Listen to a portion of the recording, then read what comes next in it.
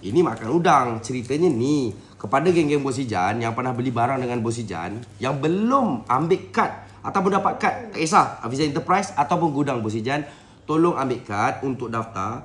Sebab nak susun slot kekosongan untuk 2026. Geng, satu hari satu malam, RM1 aja untuk pemegang kad. Sebab tu Bojan pernah bagi tahu, what you give you get back. Bojan akan buat sesuatu untuk orang yang support Bos Ijan. So geng, untuk yang masih nak slot kosong lagi, bos, saya bakal pembeli ni belum sempat nak datang nak beli. Boleh sempat lagi ke? Jawapan dia boleh, tapi sebelum 12 hari bulan 30 hari bulan 12 untuk tahun ni je geng.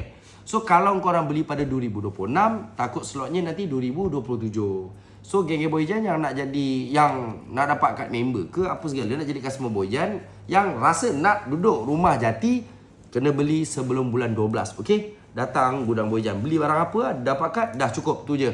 Tak ada estimate harga.